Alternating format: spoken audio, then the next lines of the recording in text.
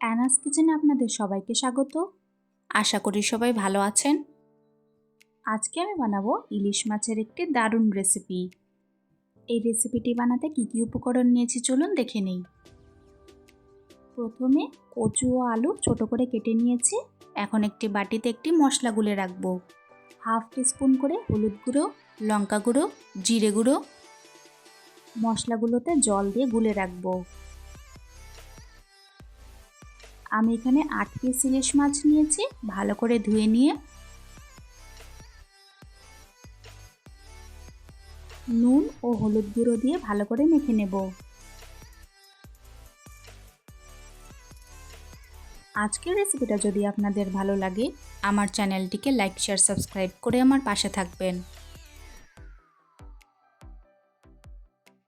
মাছগুলো ভাজার জন্য প্যানের মধ্যে পরিমাণ মতো তেল দিয়ে দিয়েছি। মাছগুলো হালকা রং আসা অবধি ভেজে নেব। মাছগুলো হালকা করে ভেজে নিয়েছি। এরপর কড়াইতে 2 টেবিল স্পুন তেল দিয়ে দিব। তেল গরম হয়ে আসলে একটি তেজপাতা ও 1/4 টিস্পুন কালো জিরে ফোড়ন দেব। ফোড়নের থেকে সুন্দর গন্ধ বের হলে আলুগুলো ছেড়ে দেব। স্বাদ মতো নুন দিয়ে দিব।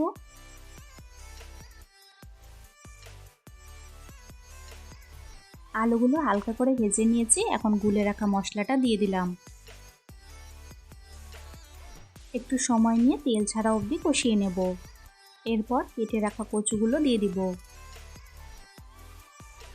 ভালো করে নাড়াচাড়া করে নিয়ে 4-5 মিনিটের জন্য ঢাকা দিয়ে রেখে দিলাম।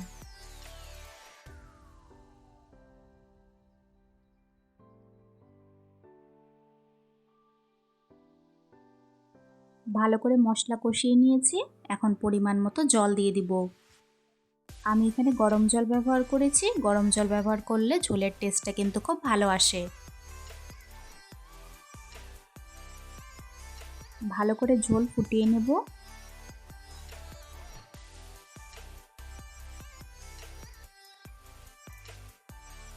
কচু ও আলু ভালো করে সেদ্ধ হয়ে গেলে ভেজে রাখা মাছগুলো ছেড়ে দেব।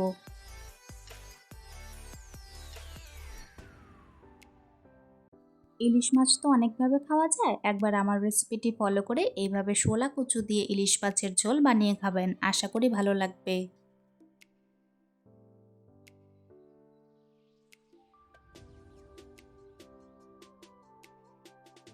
নামানোর আগে কয়েকটি কাঁচা লঙ্কা দিয়ে দিব।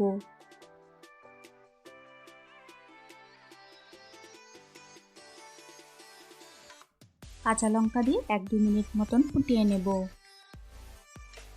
ব্যাস তৈরি হয়ে গেল আমাদের আজকের রেসিপি সেরা স্বাদে কচু দিয়ে ইলিশ মাছের ঝোল।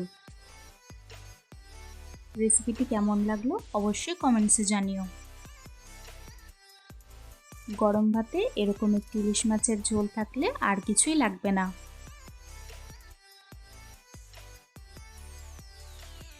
আজকের ভিডিও দেখার জন্য আপনাদের সবাইকে অনেক ধন্যবাদ। সবাই খুব ভালো থাকবেন।